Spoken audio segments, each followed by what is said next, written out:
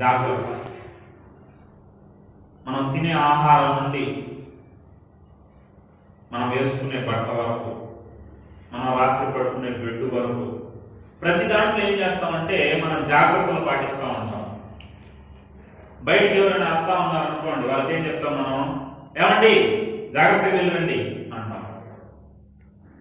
మనం ఏదైనా మెడిసిన్స్ వేసుకోవాలనుకో, మాత్రలు లేదా మందులు, ఆ మందులు వేసుకునే విషయంలో కూడా ఏం చేస్తామా? ఏది పడితే వేసుకుంటామా? టైం అయిపోయింది, ఎక్స్పైర్ అయిపోయింది వేసుకుంటామా? ఏదో దొరికిందిలే అనేసి వేసుకోవాలి. కానీ ఏం చేస్తామంటే అది ఏ సమయంలో వేసుకోవాలి, ఎంత మోతాదులో వేసుకోవాలి, ఏ మాత్రలు వేసుకోవాలి అని మాత్రల విషయంలో జాగ్రత్త తీసుకుంటాం. అదే రీతిగా రోడ్డు మీద వెళ్ళాలనుకోండి, రోడ్డు మీద కూడా ఏం చేస్తాం? మనం జాగ్రత్తలు తీసుకుంటాం.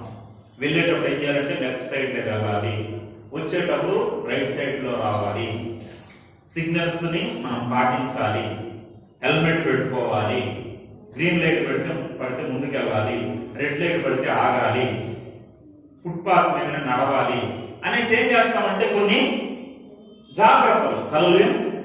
ఇప్పుడు కొత్తగా కరోనా కూడా వచ్చింది. కరోనా విషయంలో కూడా మనం ఏం చేస్తాను? జాగ్రత్తలు తీసుకుంటాను. ఇప్పుడు మరలా జరుగుతుంది అనేసి మరలా జాగ్రత్తలు. హల్లెలూయా. డబుల్ మాస్క్ వేసుకోవాలి, శానిటైజర్ వాడాలి, ఇంకా దానికి సంబంధించిన ఇంజక్షన్లు వేసుకోవాలి అనేసి జాగ్రత్తలు తీసుకుంటాను. హల్లెలూయా. ఇలా ప్రతి విషయంలో జాగ్రత్త తీసుకుంటున్న మనిషి ఒకే ఒక విషయం ఏం చేస్తాడంటే అజాగ్రత్తగా ఉన్నాడు. జాగ్రత్త లేని వాడిగా కనపడుతున్నాడు, కేర్లెస్ గా ఉన్నాడు, నిర్లక్ష్యంగా కనపడతా ఉంటాడు. ఏంటి ఆ విషయం అంటే దేవుని విషయానికి వచ్చేసరికి ఏం చేస్తున్నాడంటే నిర్లక్ష్యం. హల్లెలూయా. అజాగ్రత్త. జాగ్రత్త కనిపించనులే. నీవు అన్ని విషయంలో జాగ్రత్తగా ఉండాలంటే దేవుడి దగ్గర జాగ్రత్తగా ఉన్నావు అనుకో, నువ్వు అన్నింటిలో జాగ్రత్తగా ఉంటావు. దేవుడి దగ్గర జాగ్రత్తగా లేకుండా నువ్వు ఎన్ని ప్రయత్నాలు చేసినా నీ జీవితంలో అన్ని ప్రమాదాలుగానే మారుతాయి. హల్లెలూయా. కాబట్టి మనం అసలు దేంట్లో ప్రాముఖ్యంగా జాగ్రత్త వహించాలని బైబిల్ చెప్తాననేసి మనం ఆలోచన చేసినట్లయితే కొన్ని విషయాలు నేను మీకు చూపిస్తాను. దేవుడు మొట్టమొదటిగా ఏం చెప్తున్నాడు చూడండి. కీర్తనలు 119వ కీర్తన 4వ వచనం చదువుదాం.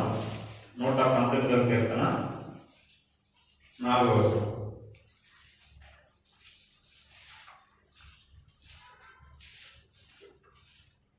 నీ ఆజ్ఞలను జాగ్రత్తగా గైకొనవలెనని నీవు మాకు ఆజ్ఞాపించి ఉన్నావు. ఏమని ఆజ్ఞాపించాడంటమా?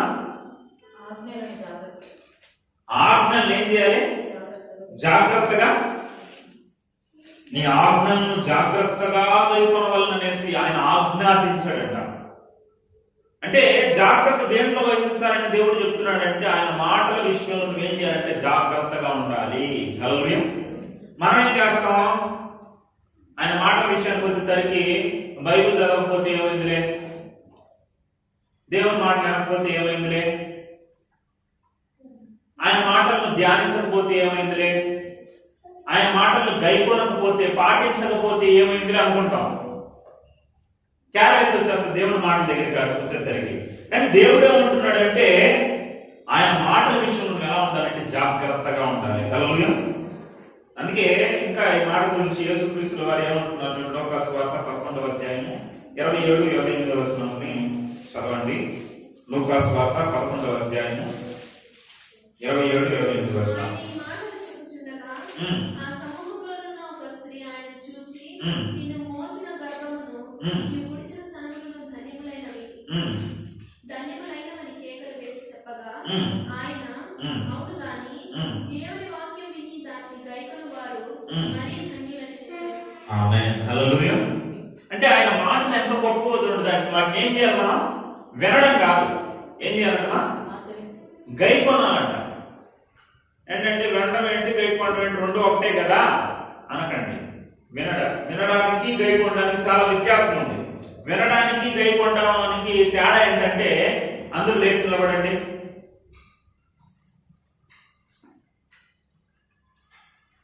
ఏం చెప్పాను నేను? ఏం చెప్పానమ్మా? మీరేం చేశారు అంటే మీరేం చేశారంటే దాన్ని ఏం చేశారు? విన్నారు, కానీ ఏం చేయలేదు, గైకొనలేదు. అంటే వినడానికి గైకొనడానికి ఇది తేడా. విన్నామనుకో, వింటే ఈ చోలను వినేసి ఆ చోలు వదిలేయచ్చు. చేయాల్సిన అవసరం లేదు. కానీ గైకొనడం అంటే ఏంటంటే వినిన దాని ప్రకారం చేయడమే గైకొనడం అంటారు. హల్లెలూయా. కాబట్టి అలా గైకొనే వారు ఎవరంటమా? ధన్యులు. కాబట్టి ఇలా జాగ్రత్త పాటించాలనేసి వాక్యం చెప్తుంది. ఇంకా మీరు ద్వితీయోపదేశకాండము 11వ అధ్యాయం 13వ వచనం చదవండి. ద్వితీయోపదేశకాండము 11వ అధ్యాయం 13వ వచనం చదవండి.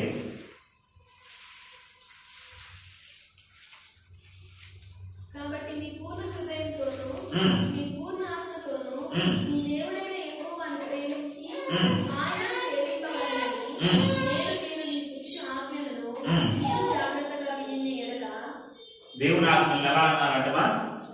జాగ్రత్తగా వినాలంట. అంటే వినే దాంట్లో కూడా ఏముందనేసి మనకు అర్థమవుతుంది. జాగ్రత్తగా వినమంటున్నాడంటే ఎలా వినే అవకాశం ఉంటుంది అనమాట. వెనకాల కూర్చోదు, అజాగ్రత్తగా వినే అవకాశం కూడా ఉందన్నమాట. జాగ్రత్తగా వినొచ్చు, అజాగ్రత్తగా కూడా వినొచ్చు. అజాగ్రత్తగా ఎలా వినేది? కొంతమంది ఉంటున్నట్టే ఉంటారో వినరన్నమాట. అడిగామనుకోండి, అమ్మా ఈ రోజు వాక్యం ఎలా చెప్పాడు మా పాస్టర్ గారు అంటే, సూపర్ గా చెప్పినాడు పాస్టర్ గారు, సూపర్ గా చెప్పినాడు బ్రదర్ పాస్టర్ గారు వాక్యం అంటా ఉంటారు. ఏం చెప్పినాడమ్మా అంటే, ఆ బైబిల్లో ఉండేది చెప్పినాడంటే. ఏం చెప్పినాడంట? ఆ బైబిల్లో ఉండేదని చెప్పినాడంటే, లేకపోతే ఏదో చెప్పినాడంటే అంటా ఉంటారు. అంటే వీళ్ళు ఏం చేస్తున్నారంటే దాన్ని జాగ్రత్తగా వినడం లేదు. హల్లెలూయా. ఇప్పుడు కొన్ని ఆ వస్తువుని జాగ్రత్త తీసుకొని పో అన్నాం అనుకోండి, ఆడు ఆ వస్తువుని ఏం చేయొచ్చు అంటే జాగ్రత్తగా తీసుకొని పోవచ్చు, లేదా కింద పడేసి పగలా కొట్టచ్చు. జాగ్రత్తగా తీసుకొని పోయేదానికి అజాగ్రత్తగా తీసుకొని పోయేదానికి రెండింటికి వ్యత్యాసం ఉంది. ఆ వస్తువు జాగ్రత్తగా తీసుకొని పోతే ఒకలాగా జరుగుతుంది, అజాగ్రత్తగా తీసుకొని పోతే ఒకలాగా జరుగుతుంది. అప్పుడు దేవుడి మాటలు ఎలా తీసుకోవాలంటే జాగ్రత్తగా వినాలంట. హల్లెలూయా. ఎలా వినాలి? జాగ్రత్తగా. జాగ్రత్తగా వింటే ఏం జరుగుతుంది? అన్నట్టు జాగ్రత్తగా వింటే ఏం జరుగుతుంది? ప్రస్తుతానికి మనం ఆలోచన చేద్దాం. ఎందుకు వినమంటాడు? జాగ్రత్త వింటే ఏమవుతుంది? వింటే నువ్వేం చేస్తావంటే గైకొంటావు. ఏం చేస్తావమ్మా? వింటే ఏం చేస్తావు? మాటల్ని గైకొంటావు, దాని ప్రకారం జీవిస్తావు. జాగ్రత్తగా వినడం లేదు కాబట్టి చాలా మంది క్రైస్తవులు వాక్యం వింటున్నారు కానీ దాన్ని జాగ్రత్తగా వినడం లేదు. జాగ్రత్తగా వినకపోవడాన్ని బట్టి వాళ్ళు ఏం చేస్తున్నారంటే వాక్యాన్ని అనుసరించడం లేదు. చాలా మంది జీవితాల్లో అమ్మా ఇంత వాక్యం చేస్తున్నా, ఇంత ప్రసంగాలు చేస్తున్నా, వీళ్ళ జీవితాల్లో ఆ ప్రసంగం అంతా ఒక గంట సేపు ప్రసంగిస్తే ఒక మాట గురించి గంట సేపు. ఇప్పుడు నేను ఎన్ని మాటలు చెప్తాను అమ్మా? ఈ ప్రసంగం ఒక గంట చెప్తాను అనుకుంటా. ఎన్ని మాటలు చెప్తాను మీకు? ఒకే ఒక మాట. ఈరోజు మీకు ఒక్క మాట నేర్పిస్తాను. ఏ మాట? జాగ్రత్త. ప్రతి వారం ఒక్కొక్క మాట నేర్చుకుంటాను కానీ ఆ ఒక గంట ప్రసంగం విన్నా అది మన జీవితాల్లో ఎక్కడైనా కనపడుతుందంటే, విశ్వాసులు వెతుకుతుంటే వాళ్ళ హృదయాలను వాళ్ళ జీవితాలు వెతుకుతుంటే ఆ ప్రసంగం ఏం పనిచేయడం లేదు. ఎందుకు పనిచేయడం లేదంటే వాళ్ళు వింటున్నారు కానీ జాగ్రత్తగా వినడం లేదు. హల్లెలూయా. అప్పుడు దేవుడు ఏమంటున్నాడంటే జాగ్రత్తగా వినాలి. ఎలా వినాలమ్మా? జాగ్రత్తగా వినాలి. అప్పుడు మీరు ఏం చేస్తారంటే దాన్ని గైకుంటారు. ఆ గైకుంటే మీకేమొస్తుంది? ఇంకా చూడండి 14 వస్తుంది చూడండి, ఏమంటున్నాడు? వింటే ఏమొస్తుంది అంటే మనకు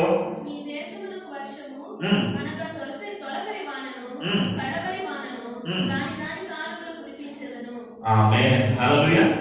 అప్పుడు ఆశీర్వదిస్తాడు దేవుడు మిమ్మల్ని. హల్లెలూయా. మీకు ఏది అవసరమో అది అప్పుడు దేవుడు అనుగ్రహిస్తాడు.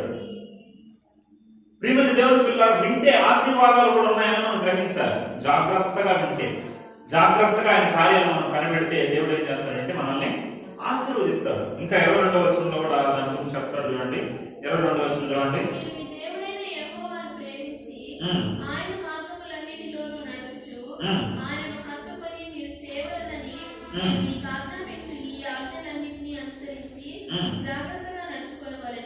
ఆమేన్. హల్లెలూయా. ప్రియమైన దేవుని పిల్లరా, మనం జాగ్రత్తగా ఆయన మాటలు విని దాన్ని గైకొని దాన్ని ప్రకారం చేయాలంటే నడుచుకోవాలనేసి వాక్యం చెప్తాను. అప్పుడు రే మీ నాన్న చెప్పినట్టు చేయరా, లేకపోతే ఆయన ఊరుకోడరా అంటా ఉంటారు.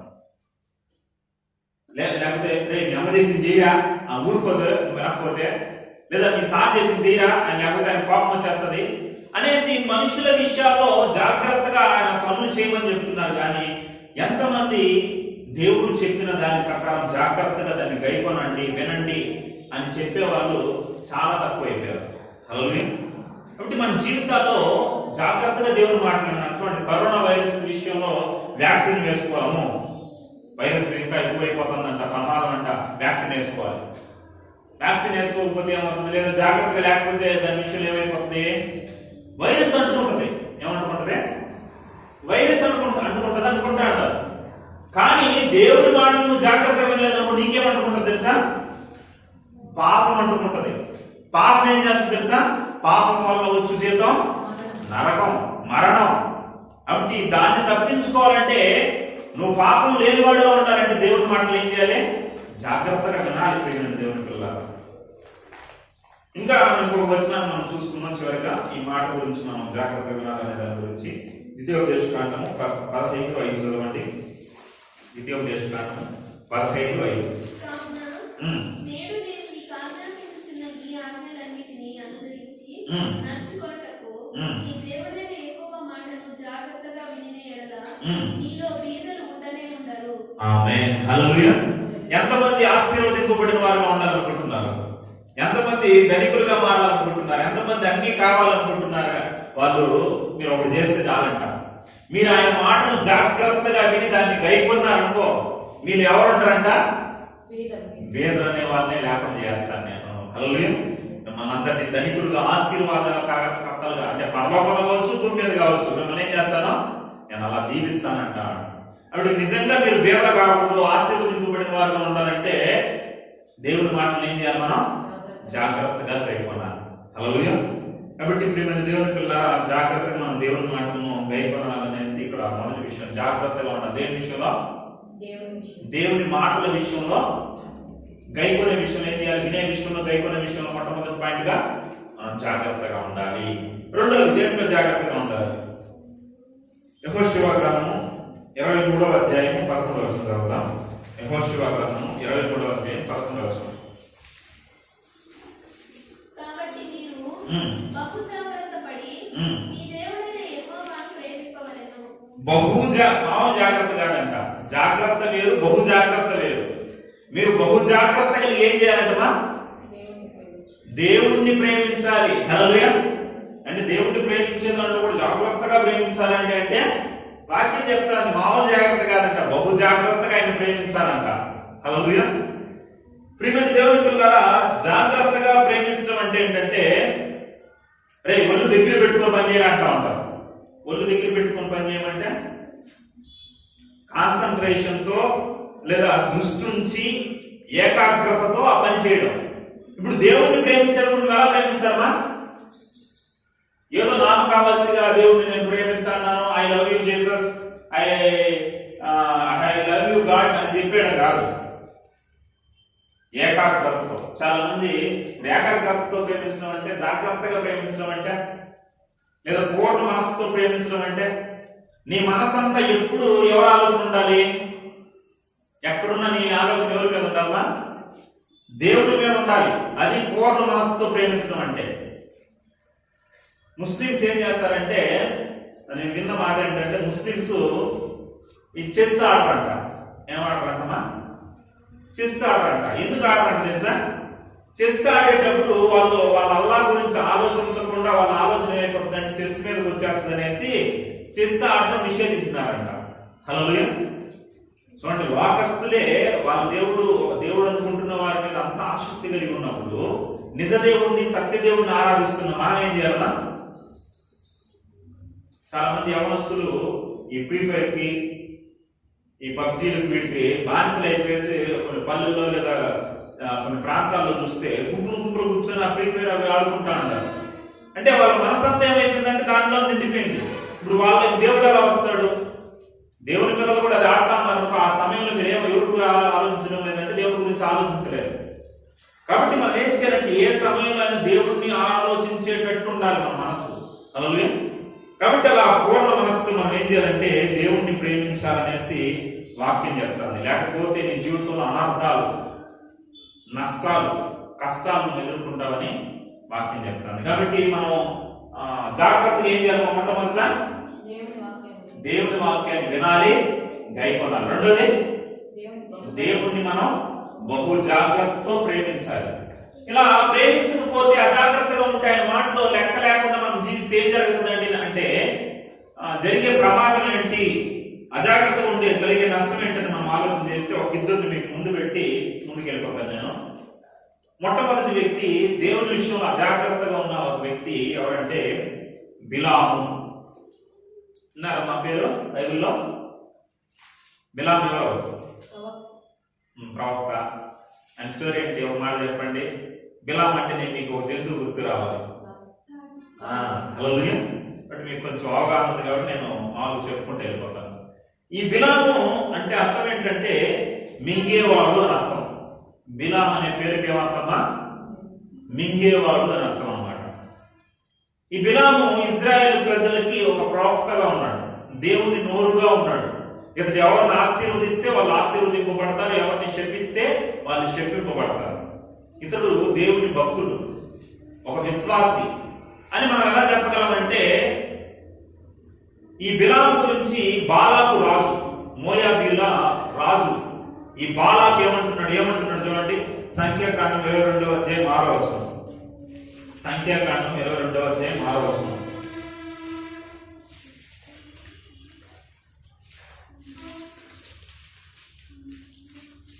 కాబట్టి నీవు దయచేసి వచ్చి నా నిమిత్తము ఈ జనమును శపించుము. వారు నాకంటే బలవంతులు, వారిని హతం చేయటకు నేను బలం పొందుతునేమో. ఆమేన్. హల్లెలూయా. అంటే బిలాము ఒక భక్తుడే అని మనం ఎలా చెప్పగలమంటే, ఈ బాలాకు రాజు ఏం చేస్తున్నాడంటే, అయ్యా నువ్వు శపిస్తే వాళ్ళు శపింపబడతారు, నువ్వు దీవిస్తే వాళ్ళు దీవింపబడతారు, అవి నువ్వు వచ్చి శపించు. నువ్వు శపించావంటే నేను నా రాజ్యం ఏం చేస్తామంటే సుఖంగా సౌఖ్యంగా మేము ఉంటాం, ఇజ్రాయెల్ ప్రజలు నాశనం అయిపోతారు అని అతన్ని పిలవడానికి, బిలామును పిలవడానికి ఏం చేశాడంటే సేవకులను పంపించాడు. సేవకులను పిలిపించి కొన్ని బహుమానాలు ఇప్పించి అతన్ని తీసుకురామనేసి పంపించాడు. ఇప్పుడు ఈ సేవకులు ఏం చేయాలి? ఇతనికి ఒక మంచి లక్షణం ఉంది ఏంటంటే, ఎక్కడికి వెళ్ళాలన్నా ఆ దేవుని దగ్గర విచారణ చేసి వెళ్ళేవాడు. బైబిల్లో ఉన్న భక్తులందరినీ మనం చూసినట్లయితే వాళ్ళు ఎక్కడికి వెళ్ళాలన్నా, యుద్ధానికి వెళ్ళాలన్నా ఏం చేసేవాడంటే దేవుని దగ్గర ప్రార్థన చేసి ప్రభు నేను వెళ్ళాలా వద్దా అని అడిగి ఒక మంచి లక్షణం భక్తుల్లో మనం చూస్తాం. మనం కూడా ఇక్కడ ఒక విషయం నేర్చుకోవాలి ఏంటంటే, మనం ఎక్కడికైనా వెళ్ళాలన్నా ఏదైనా చెయ్యాలన్నా దేవుణ్ణి మొట్టమొదటి ఏం చేయాలన్నా, ఇది మంచిదా కాదా అని కరెక్ట్ గా పర్ఫెక్ట్ గా మీకు చెప్పగలిగిన వాడు ఎవరంటే దేవుడు మాత్రమే. హల్లెలూయా. ఎన్నో సందర్భాల్లో ప్రార్థన చేసుకుని ప్రభు నేను వెళ్ళాలా వద్దా అని బయలుదేరినప్పుడు ఆ సమయంలో ఏదో ఒక ఆటంకం స్టార్టింగ్ లోనే ఏర్పడుతుంది. ఏం కావాలి అని తెలిపినాం అనుకోండి, ఆ తర్వాత దానివల్ల నష్టం ఏర్పడుతూ ఉంటుంది. దాన్ని బట్టి అయ్యో దేవుడు ఇలా ముందుగానే సెంటర్ చూపించినాడు కానీ పట్టించుకోకుండా వచ్చినాడు అనేసి అనిపిస్తూ ఉంటారు. కాబట్టి దేవుడిని అడిగి మనం వెళ్ళాలన్నమాట. కాబట్టి ఈ బిలాము కూడా ఏం చేశాడంటే దేవుడిని అడిగాడు, ఏమని? ప్రభా నేను వెళ్ళేదే వద్దా ఇజ్రాయెల్ ప్రజలను శపించడానికి? దేవుడు ఇజ్రాయెల్ ప్రజలను శపించమంటాడమ్మా? ఇజ్రాయెల్ ప్రజలు ఎవరు? ఆశీర్వదింపబడిన జనాంగం. వారిని శపించడానికి బిలామును ఎందుకు పంపిస్తాడు దేవుడు? బిలాము ఏమన్నాడు దేవుడు? నాయన నువ్వు పోవద్దన్నాడు దేవుడు. ఇప్పుడు బిలాము ఏం చేయాలి? సైలెంట్ అయిపోవాలి. కానీ బిలాము ఏం చేశాడు తెలుసా? ఆశపడ్డాడు. ఆశ పుట్టింది మనసులో. ఎందుకని? బాలాకు ఆఫర్ ఇచ్చాడు అనమాట, నీకు బహుమానాలు ఇస్తాను అని ఆఫర్ ఇచ్చేసరికి ఆఫర్ పడిపోయినాడు మనవాడు. ఆఫర్ పడిపోయేసి మరలా దేవుని దగ్గర విచారం చేసి వస్తానుండు బాలాకు అని దేవుని దగ్గరికి వెళ్తున్నాడు. ఏం 10 సార్లు అడగాల దేవుడినే? ఏమో 10 సార్లు అడిగితే మనసు మారిపోయి 10 సార్లు 10 రకాలు చెప్తాడు దేవుడు. వెళ్ళొద్దన్నప్పుడు నువ్వు 10 సార్లు అడిగినా 10 సార్లు వెళ్ళొద్దని చెప్తాడు దేవుడు. మనసు మార్చుకునేవాడు కాదు ఆయన. ఆయన ఏం చేస్తాడంటే ఉన్నది ఉన్నట్టు చెప్తాడు అంతే. కాబట్టి ఇప్పుడు చెప్పాడు, చెప్పిన తర్వాత మరలా వెళ్ళాడు. ఇప్పుడు మరలా వెళ్ళినప్పుడు దేవుడు ఏం చేశాడంటే అతనికి సైలెంట్ అయిపోయినాడు దేవుడు. ఇతను ఏం చేశాడు? దేని మీద వెళ్ళాడంట? గాడి ఎక్కి వెళ్ళాడు. దేని మీద వెళ్ళాడమ్మా? గాడి ఎక్కి వెళ్తాడు. ఇప్పుడు పైన గాడితో మాట్లాడడానికి కింద గాడిని నోరు తెచ్చినాడు.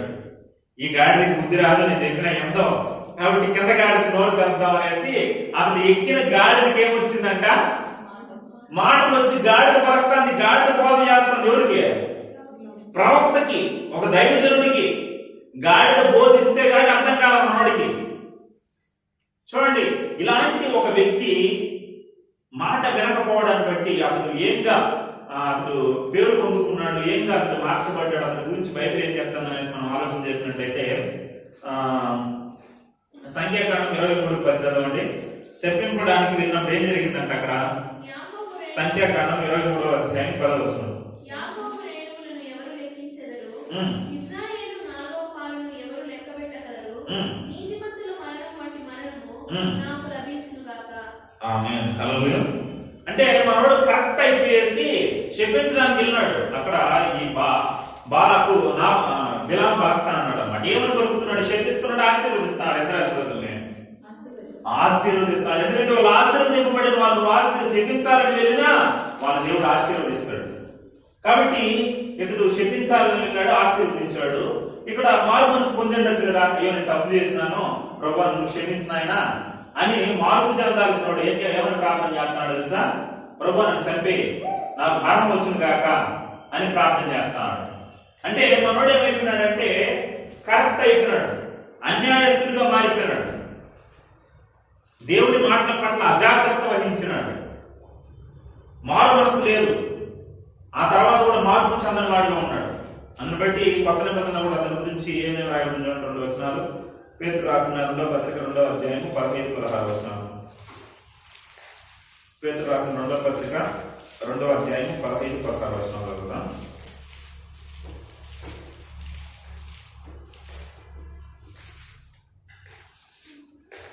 పేతురు రాసిన 2వ పత్రిక 2వ అధ్యాయం 15-16 వచనాలు. చిన్నని మార్గమును విడిచి బెయోరు కుమారుడైన బిలాము పోయిన మార్గమును బట్టి త్రోవ తప్పిపోయిరి. ఆ బిలాము దుర్నీతి వలన కలుగు బహుమానమును ప్రేమించెను. అయితే తాను చేసిన అతిక్రమం నిమిత్తము అతడు గద్దింపబడెను. ఆమేన్. హల్లెలూయా. అతడు తిన్నని మార్గాన్ని వదిలిపెట్టాడంట. దేవుని మార్గం ఏం మార్గమ్మా? తిన్నని మార్గం, ఇరుకైన మార్గం. ఈ మార్గాన్ని విడిచిపెట్టి ఏం చేశాడంటే వంకర మార్గంలో వెళ్దాం అనుకున్నాడు, లేదా విశాల మార్గంలో వెళ్దాం అనుకున్నాడు. విశాల మార్గంలో వెళ్ళి వంకర మార్గంలో వెళ్ళి డబ్బు సంపాదిద్దాం అన్యాయంగా అని అనుకున్నాడు. తిన్నని మార్గంలో మనం ఉండాలి. తిన్నని మార్గమైన అది నేను ఏడ తీసుకుని పోతుందా? పరలోకం తీసుకుని పోతుంది. నిన్న రాత్రి మా అత్త ఫోన్ చేసి మధు నాకు ఈ కళ వచ్చింది, దానికి అర్థం ఏంటనేది అడిగింది. ఈ పక్క ఆ పక్క సముద్రం అంట, మధ్యలో సన్నటి జారుందంట, దాంట్లో నేను చేకొట్టుకుని తీసుకుని పోతానంట. మధు నన్ను వదిలే భయపడిపోతా, నేను వెనక్కి వెళ్ళిపోతాను అంటే నేను తీసుకొని పోతా అన్నానంట. అలాగే అంటే మార్గంలో చిన్న మార్గంలో భయం వేస్తుంది మనకు. దేవుడు నడిపిస్తున్నప్పుడు ఆ పరలోకం చేరేపదో మనకేం చేస్తుంది? అనేక ఆపదల్ని భయాలను చూసి మనకేమొస్తుందంటే భయం వచ్చేస్తుంది, వెనక్కి వెళ్ళిపోదాం అనిపిస్తుంది. కానీ ఆ మార్గమే సరైంది. చూడండి, బిలాము అలాంటి మార్గంలో వీళ్ళు ఏం చేశారంటే చివరికి ఏమైనా చూసే ముందు ఇంకో మాట చూద్దాం. యూదా పత్రిక 1వ అధ్యాయం, ఒకే అధ్యాయం ఉంటుంది, 11వ వచనం చదవండి. యూదా పత్రిక 11వ వచనం. అయ్యో వారికి శ్రమ, వారి కయ్యలు నడిచిన మార్గమున నడిచిరి, బహుమానము పొందవలెనని బిలాము నడిచిన తప్పు త్రోవలో ఆత్రంగా పరిగెత్తినాడంట మనోడు. కోరము చేసినట్టు. చూడండి, ఇతని గురించి అంత బ్యాడ్ గా రాయబడింది చూడండి. హలో, ఇంకా ఇతని గురించి ఏమన్నాడు చూపిస్తాను నేను. ఇలా ఇతని జీవితం ఉంది, అన్యాయంగా పరిగెత్తాడు, దేవుడు వద్దన్న దానికోసం పరిగెత్తాడు, క్యార్ అసలు దేవుని మాట మీద క్యార్గా జాగ్రత్తగా పాటించాల్సిన మాట నిర్లక్ష్యపరిచాడు. అందుని బట్టి అతను ముగింపు మీకు ఒక మాటలు నేను చూపించి నేను ముందుకెళ్ళిపోతాను. అతను ముగింపు ఎలా ఉంది చూడండి. దేవుని మాట నిర్లక్ష్యపరిచి అజాగ్రత్తగా ఉన్న ఈ వ్యక్తి ముగింపు ఎలా ఉందో సంఖ్యాకాండము 31 చూడండి. సంఖ్యాకాండం 31:8. చెప్పబడిన ఇతరులు గాక మిద్యాను రాజులను అనగా మిద్యాను 5 రాజులైన ఎమిని, రెకాయిమును, సూరును, హూరును, రేవను చంపిరి. బెయోరు కుమారుడైన బిలామును ఖడ్గంతో చంపిరి. బిలాం ఏం చేశాడమ్మా? ఖడ్గంతో చంపారంట. అంటే మొత్తానికి యుద్ధం జరిగింది. అది ఆ యుద్ధంలో ఈ ప్రవక్త, ఇంత గొప్ప ప్రవక్త అసలు శపిస్తే శపింపబడిపోతారు, ఆశీర్వదిస్తే ఆశీర్వదింపబడిపోతారు. అలాంటి పవర్ఫుల్ ప్రవక్త ఏమైనాడంట? కత్తి చేత చంపబడ్డాడు. అంటే ఒక దిక్కుమాలిన చావు తెచ్చాడు, లేట్ అయిపోయాడు అనమాట. ఏమంటారు మా చచ్చుకున్న వాళ్ళే? లేట్. మనవాడు దేవుని వాక్యాన్ని ఎలా తీసుకున్నాడో లైట్ గా తీసుకున్నాడు మనవాడు. అందుకని ఏమైపోయినాడో లేట్ అయిపోయినాడు అనమాట. నువ్వు దేవుని వాక్యాన్ని లైట్ గా తీసుకున్నావు అనుకో, లేట్ అంటే మరణం అయిపోతావు. చూడండి, అతడు లైట్ గా తీసుకున్నాడు, లేట్ అయిపోయినాడు, మరణం వచ్చింది, ప్రమాదం వచ్చింది. ఇంకా అతని గురించి మాటలు మీరు చూసినట్లయితే యెహోషువ 13:22 చదవండి.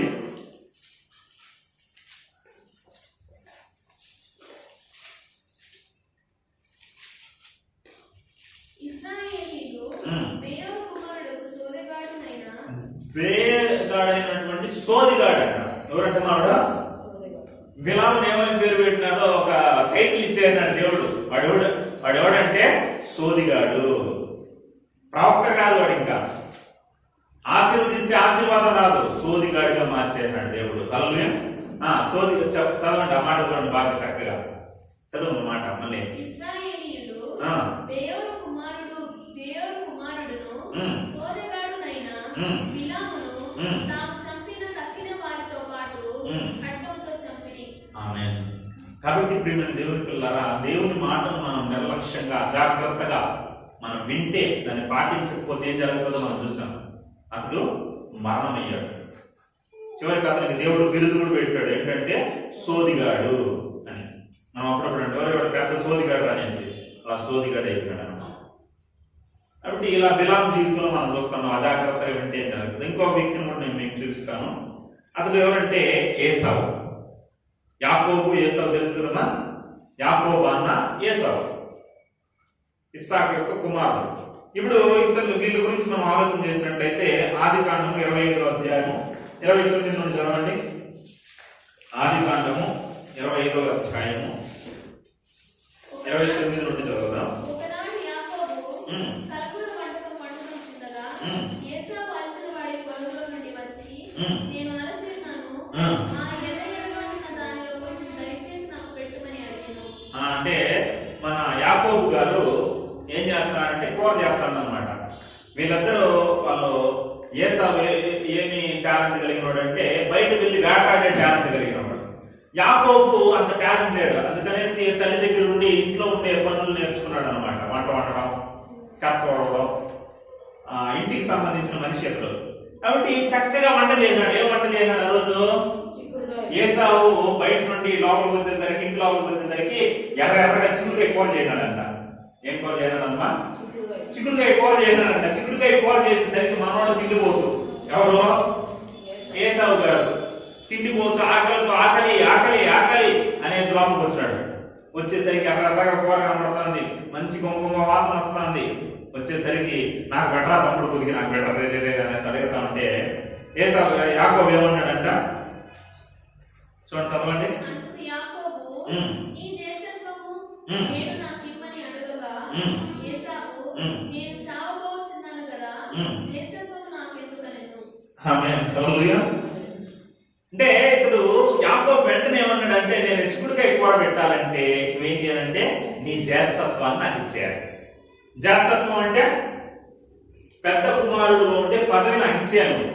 అంటే పెద్ద కుమారుడుగా జ్యేష్ఠుడుగా ఉంటే వచ్చే ఆశీర్వాదం ఏంటంటే, పూర్వం ఇజ్రాయెల్ ఉన్న ఆచారం ప్రకారం జ్యేష్ఠుడికి ఏం చేసేవాళ్ళు అంటే రెండింతలుగా ఇచ్చేవాళ్ళు అనమాట. ఆస్తిలో భాగం రెండింతల ఆస్తి వస్తుంది.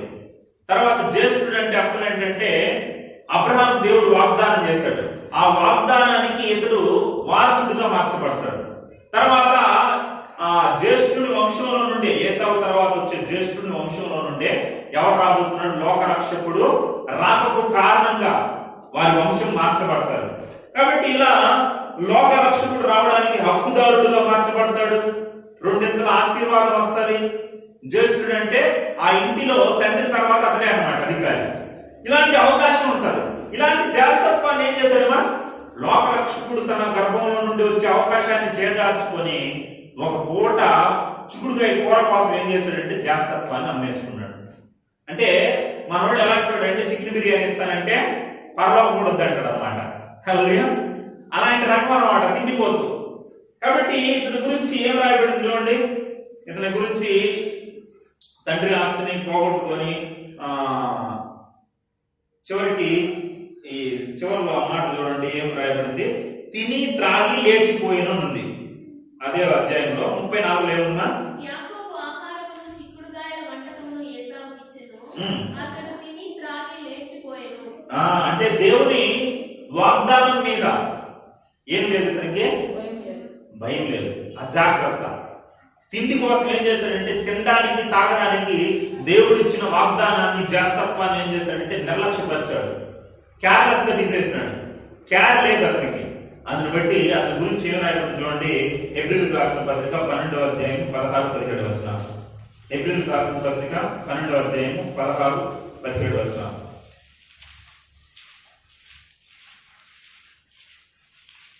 ఒక పూట కూటి కొరకు తన జ్యేష్ఠత్వపు హక్కును అమ్మివేసిన ఏసావు వంటి భ్రష్టుడైనను వ్యభిచారి అయినను ముందునేమో అనియు జాగ్రత్తగా చూసుకోండి. ఏసావు ఆ తరువాత ఆశీర్వాదం పొందగోరి కన్నీళ్లు విడిచుచు దాని కోసరపు శ్రద్ధతో వెదకినను మారు మనసు పొందని అవకాశం దొరకక విసర్జింపబడినని మీరెరుగు. తర్వాత ఏడ్చాడంట మనోడు, ఆశీర్వాదం కావాలనేసి ఓ ఏడ్చాడంట. ఏడిస్తే ఏం ఉపయోగం? దారిపోయింది. దారిపోయిన తర్వాత ఏం చేయగలుగుతావు? రోజంతా ఏడ్చినా, సంవత్సరం అంతా ఏడ్చినా, సచ్చినంత వరకు ఏడ్చినా ఏ ప్రయోజనం లేదు. ఆశీర్వాదం కోసం ఏడ్చాడంట, ప్రయోజనం లేదు. అందుకనే అతనికి పేరు పెట్టబడింది. ఏమని పేరు పెట్టాడు దేవుడు? భ్రష్టుడు, ఇంకా వ్యభిచారి. అంటే దేవుని మాటను మనం నిర్లక్ష్యంగా మనం తీసుకున్నట్లయితే, అజాగ్రత్తగా ఉన్నట్లయితే వీళ్ళకి పెట్టుబడిన పేర్లు మనకు కూడా వచ్చేస్తాయి. ఒకటి సోదిగాడు, రెండు భ్రష్టుడు, దుష్టుడు, ఇంకా వ్యభిచారి. నువ్వు ఎంత చేసినా ఉపయోగం. కాబట్టి నువ్వు ఆశీర్వదింపబడాలంటే నువ్వేం చేయాలంటే ఆయన మాటని జాగ్రత్తగా వినాలి.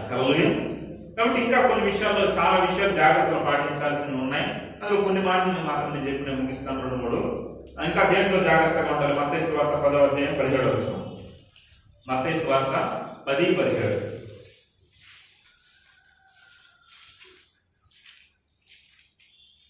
మనుషులను గురించి జాగ్రత్త పడి వారు మిమ్మల్ని మహాసభలకు అప్పగించి తమ సమాజ మందిరములలో మిమ్మల్ని కొరడాలతో కొట్టించురు.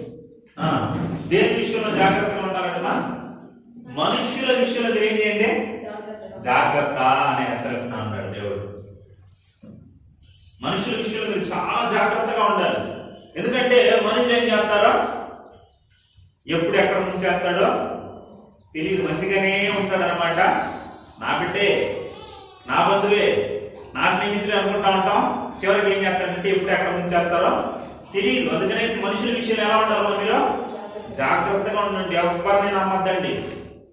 సంఘంలో పెట్టాడు కదా, మంచి వ్యక్తులే, లేదా పాస్టర్ గారు కదా, లేదా విశ్వాసి కదా అని నమ్మద్దండి. చాలా మంది సంఘాల్లో ఏం కలిగి ఉంటారంటే ఆత్మీయ సహవాసం బదులు ఆర్థిక సహవాసం కలిగి ఉంటారు. ఏం సహవాసమా? మనం ఆత్మీయ సహవాసం కలిగి ఉండాలి, ఆర్థిక సహవాసం కలిగి ఉండాలి.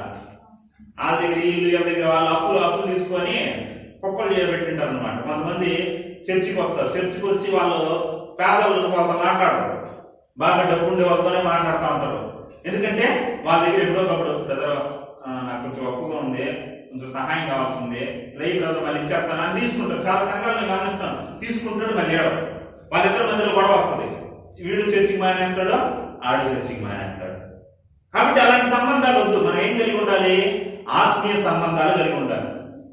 ప్రార్థన చేసుకునే విషయంలో, వాక్యం చదువుకునే విషయంలో, లేదా ప్రార్థన కుడికలు పెట్టుకునే విషయంలో ఇలాంటి ఆత్మీయ సహవాసం కలిగి ఉండండి. కానీ ఆర్థిక సహవాసం ఎవరితో కూడా మీరు ఇవ్వాలనుకుంటే, వాళ్ళకి ఏదైనా హెల్ప్ చేయాలనుకుంటే ఫ్రీగా ఇచ్చేయండి. లేదా ఇవ్వకపోయినా పర్వాలేదు, అది ఇస్తే ఏం లేకపోతే అన్న మనసు ఉంటే ఇచ్చేయండి. కానీ ఈ అప్పులు గిప్పులు అలాంటివి పెట్టుకున్నారనుకో చాలా తరగా చెప్తాను అన్నమాట. దీంట్లోనే సమస్యలు వస్తా ఉంటాయి. కాబట్టి ఇప్పుడు దేవుని పిల్లారా, మనుషుల్ని ఎవరిని కూడా నేను చెప్తాను, ఎవరిని కూడా ఏం చేయొద్దండి? నమ్మద్దండి. కానీ ఏం చేయాలి? మనం అందరినీ ప్రేమించాలి. అందరినీ ప్రేమించండి. కానీ మనం చేసే పని ఏంటంటే అందరినీ నమ్మకం, ఎవరిని ప్రేమించం. అందరినీ ప్రేమిస్తే గొడవలు ఉండవు, సమస్యలు ఉండవు, కలతలు ఉండవు, అసూయలు ఉండవు, పగలు ఉండవు. కానీ మనం ఏం చేస్తామంటే నమ్మకం, ప్రేమించం. కానీ దేవుడు ఏమన్నాడు? ఈ సహోదరులు ప్రేమించమన్నాడు. కాబట్టి మీరు ప్రేమించండి, ఎవరిని కూడా నమ్మద్దండి. మనుషుల విషయంలో జాగ్రత్తగా ఉండండి. ఇది ఒకటి. మనుషుల విషయంలో మనం ఏం చేయాలమ్మా? ఒకటి ఫస్ట్ చెప్పాను, దేవుని విషయంలో జాగ్రత్తగా ఉండాలి, మాటను వినే విషయంలో, గైకొనే విషయంలో జాగ్రత్తగా ఉండాలి. రెండోది దేవుని ప్రేమించే విషయంలో జాగ్రత్తగా ఉండాలి. మూడోది ఇప్పుడు చెప్తున్నాను ఏంటి? మనుషుల విషయంలో. నాలుగోది ప్రసంగి గ్రంథం 5వ అధ్యాయం 1వ వచనం. ప్రసంగి గ్రంథం 5వ అధ్యాయం 1వ వచనం. నీవు దేవుని మందిరమునకు పోవునప్పుడు నీ ప్రవర్తన జాగ్రత్తగా చూసుకోవు. దేని విషయంలో జాగ్రత్తగా ఉండాలి? దేవుని మందిరానికి వచ్చేటప్పుడు నీ ప్రవర్తన ఎలా ఉండాలన్నా జాగ్రత్తగా ఉండాలి. కేర్లెస్ గా ఉండకూడదు. ఏం కాదు, ఈ వారం పోకపోతే ఏమవుతుంది, మేము మందిరానికి పోకపోతే అసలు మందిరానికి పోతే మేమే డబ్బు ఇవ్వాల్సి ఉంటుంది, 10 రూపాయలు మేమే వేసేసి రావాల్సి ఉంటుంది. ఈ వారం కాకపోతే టీవీకి ఆడ కూర్చుంటే ఏమవుతుంది అని అజాగ్రత్త. కేర్లెస్ మనం ఏం చేయకూడదు. దేవుని మందిరానికి కూడా మనం వచ్చేటప్పుడు ముందుగానే సిద్ధపాటై, ముందుగానే రెడీ, మనం ఏం పాటలు పాడాలి, ఏం వాక్యం చేయాలి, లేదా ఏం చేయాలి, దేవుడి సన్నిధానంలో సిద్ధపాటై రావాలి. ఇక్కడ వచ్చిన తర్వాత పాటలు ఎత్తుకుంటా ఉంటారు చాలా మంది, లేదా ఎక్కడికి వచ్చిన తర్వాత ఏం చేయాలని ఆలోచిస్తూ ఉంటారు. ముందుగానే మీరు ఏం చేయాలనుకున్నా ముందుగానే కాలు ఎత్తుకుంటా ఉంటారు, తెచ్చినా లేదనేసి. ముందుగానే మనం ఏం చేయాలి? సిద్ధపాటై జాగ్రత్తగా, అజాగ్రత్త ఉండకూడదు దేవుని మందిరంలో. కాబట్టి ఇప్పుడు మీరు దేవుని పిల్లారా, దేవుని మందిరంలో ఏదైనా ఒప్పుకున్నామా, ఇలా తీర్మానం తీసుకున్నామా, ఆ తీర్మానం విషయంలో దేవుడికి మొక్కుబడి చేసుకున్నామా, ఆ మొక్కుబడి విషయంలో అన్నిట్లో మనం ఏం చేయాలంటే దేవుని సన్నిధానంలో జాగ్రత్త కలిగి ఉండాలి. కూర్చునే విషయంలో లేచి అన్ని విషయాల్లో జాగ్రత్త కలిగి ఉండాలి. కాబట్టి దేవుని మందిరంలో మనం ఏం చేయాలి? ప్రవర్తన విషయంలో జాగ్రత్త. అంటే దేవుని మందిరంలో మాత్రం జాగ్రత్తగా ప్రవర్తన మంచిగా ఉండాలి. అందరూ వచ్చినప్పుడు praise lord brother, praise lord sister అనేసి వంగి దండాలు పెట్టాలి కాదు. నువ్వెక్కడ ఉన్నా ఎలా ఉండాలి తెలుసా? నీ ప్రవర్తన నేను దేవుని మందిరంలో ఉన్నాను అన్నట్టు ఫీల్ అవ్వవు. హల్లెలూయా. ఇక్కడ ఉంటే ఎంత పరిశుద్ధంగా ఉన్నావు, నువ్వు ఎక్కడున్నా దేవుని మందిరంలో ఉన్నట్టే ఫీల్ అయినావు అనుకో, నీ ప్రవర్తన ఎలా ఉంటది? అబద్ధం ఆడగలవా? చెడు చేయగలవా? చేయలేవు. అలా ఉండాలని దేవుడు చెప్తున్నాడు. హల్లెలూయా. కాబట్టి ప్రవర్తన విషయంలో జాగ్రత్తగా ఉండాలి. చివరిగా నేను రెఫరెన్స్ చూపించాను కానీ ఒక మాట ఉంది ఏంటంటే, మన నోటి మాట విషయంలో కూడా ఎలా ఉండాలి తెలుసా? జాగ్రత్తగా ఉండాలి. మన నాలుక, మన నోరు ఏం చేస్తుందంటే, ఒక మంచి కుటుంబంలో చిన్న భిన్నం అవడానికి, కుటుంబం చెదిరిపోవడానికి కారణం ఏంటంటే ఈ నాలుకే. ఈ నాలుగు బాగున్నది అనుకోండి, కుటుంబాన్ని కట్టుకోవచ్చు, బాగున్న దాన్ని పగలగొట్టచ్చు, పగిలిపోయిందని అతికించవచ్చు. దేని ద్వారా? ఈ నాలుగు ద్వారా. హల్లెలూయా. ఇది చాలా ప్రమాదం నాలుగు అనేది. తుపాకీలోని తోటా కన్నా నోటిలోని మాట చాలా ప్రమాదం. ఎందుకంటే తుపాకీలోని తోట ఒక మనిషినే చంపగలుగుతుంది, నోటి మాట అనేకులను చంపేయగలుగుతుంది. నేను ఇప్పుడు ఒక చెడ్డగా ఒక మెసేజ్ ఇచ్చినాను అనుకో మీకు, ఆ మెసేజ్ మీకు హాని కలగడుతుంది. కాబట్టి నాలుగు అనేది చాలా ప్రమాదం. కాబట్టి దీన్ని ఏం చేయాలంటే మనం జాగ్రత్తగా కాల్చుకోవాలి ప్రియమైన దేవుని పిల్లలు. అలాగే అందుకే ఈ నాలుగు గురించి మనం ఆలోచన చేసినట్లయితే బైబిల్ రాయబడింది. ఇది ఏం చేస్తుందంటే ఒక అగ్ని ప్రపంచం అంటే, ఒక నిప్పు పుల్ల ఏం చేస్తుంది? ఒక పెద్ద అడవినైనా కాల్చేస్తుంది, ఒక చిన్న నిప్పు పుల్ల కాదు. అలానే ప్రపంచాలను తగలబెట్టేది ఏంటంటే తెలుసా? ఈ నాలుగంట. ఇంత చిన్న నాలుగు ఈ ప్రపంచాలనే తగలబెట్టేస్తానంట. అంత ప్రమాదం. అందుకే ఇది ప్రమాదం కాబట్టి దీనికి ఏం చేశాడంటే పెద్ద డ్యామ్ కట్టి డ్యామ్ లో పెట్టాడు. దీనికి 32 గేట్లు పెట్టినాడు. అసలుగా ఏం పెట్టినాడమ్మా? డ్యామ్ పెట్టి డ్యామ్ లో పెట్టి 32 గేట్లు కూడా పెట్టినాడు. ఏంటంటే డ్యామ్ నోరు ఎప్పుడు నోట్లో ఏముంటది? తెమ్మ ఉంటది. ఎందుకంటే ఇది అగ్ని కాల్ చేస్తుందని దేవుడు తెలుసు కాబట్టి దీన్ని చల్లార్చడానికి 32 గేట్లు అడ్డంగా పెట్టి, ఆ తర్వాత చల్లగా ఉంచడానికి కూలర్లో పెట్టాడు అనమాట, ఫ్రిడ్జ్ లో పెట్టాడు అనమాట. అప్పటికి కూడా ఇది గమనం ఉండదు, మండిస్తా ఉండదు కొంతమందిని. హల్లెలూయా. ఆత్మీయంగా మండిస్తే పర్వాలేదు, చెడుగా మండిస్తేనే ప్రమాదం. కాబట్టి ఈ నాలుగు విషయంలో కూడా మీరు ఎలా ఉండాలి? జాగ్రత్త కలిగి ఉండాలి. హల్లెలూయా. ఎటుబడితే అటు మాట్లాడే మాట కాలు జారితే ఏం చేయించంట?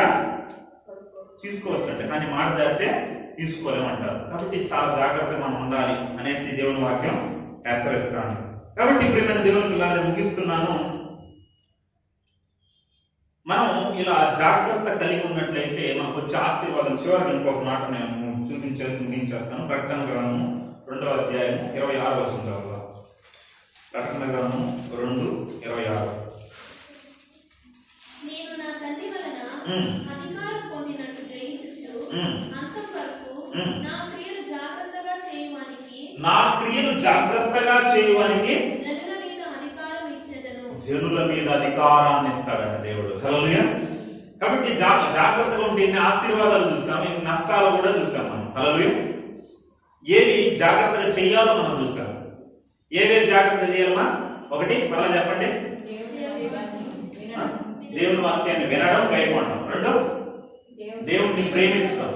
మూడు, మనుషుల విషయంలో జాగ్రత్తగా ఉండాలి. నాలుగు, దేవుని సన్నిధానంలో ప్రవర్తన విషయంలో ఎలా ఉండాలి?